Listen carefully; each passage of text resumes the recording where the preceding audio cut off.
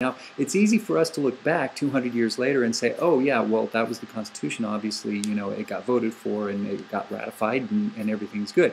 At the time, it wasn't a done deal by any means. In fact, when you look at the votes in the colonies for ratification, it was very close in several of the colonies. I mean, it could have went either way. They could have not ratified this Constitution. And New York was one of those states that was took a while and took a lot of argument. So Madison, Hamilton, and John Jay come together and they decide to write a series of essays in this newspaper. They've put it together. And I've talked quickly about the Constitution, how we could do an entire course on the Declaration of Independence or any of these issues in this one chapter here. If you are interested in politics, if you're interested in American government, there's one book you need to start with, and that's the Federalist Papers, because they've taken these essays, they've put them together, and it's the most enlightening, intelligent, well thought out, versed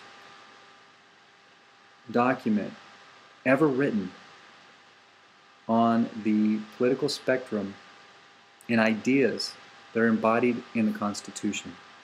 So if you want to know about American government, get the Federalist Papers, and actually it would be great just to teach a course from the Federalist Papers, but we like textbooks too much.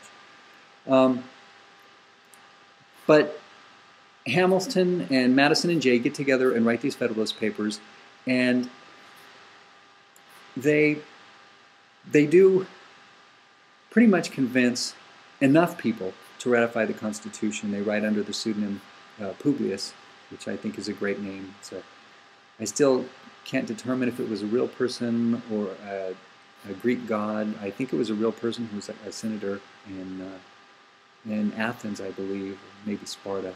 But he was a real person that was supposedly there for the people. So Publius was a person of the people. But they do end up ratifying the Constitution. And then the book quickly talks about the issues of separation of powers and checks and balances in the book. And I think, again, it's something that we're so used to that we tend to gloss over these issues. But it's very important to understand that even, again, if you go to Europe and you look at the political diversity in Europe of those countries, which, again, took on kind of more of Rousseau's idea, they have, in a sense, imitated what we did here. Again, France's revolution was based on ours primarily. But they, even though they have legislatures and they have prime ministers, they don't have the checks and balances or the separation of powers like we do in America. These are extraordinarily important institutional pillars that control tyranny. And I just wanted to make that point that it's so ingrained in our culture and our understanding of these separation of powers and checks and balances that we kind of assume that they're there. But really, even other countries in the world that we think of as very free don't have anything generally like the separation of powers. Most other countries that are even set up like ours, the judiciary and the executive branch basically work together. It's a totally different setup, and I think America is still very unique in terms of its institutional structure. So, but before they can convince the American people to ratify this Constitution, they have to add a Bill of Rights. Now, James Madison was against this. He said we don't need to go through and enumerate these things because if we enumerate these rights, now we're kind of pigeonholing what we're going to, what rights are protected. We should just leave the Constitution the way it is, and the rights are inherent in the document. But people like George Mason were not going to sign. Actually, he left the convention. He didn't sign it and went back to Virginia, as 3 or 4 or 5 of the delegates did, because they were unhappy with the document. But adding the Bill of Rights was enough to convince George Mason and several others and get the document ratified.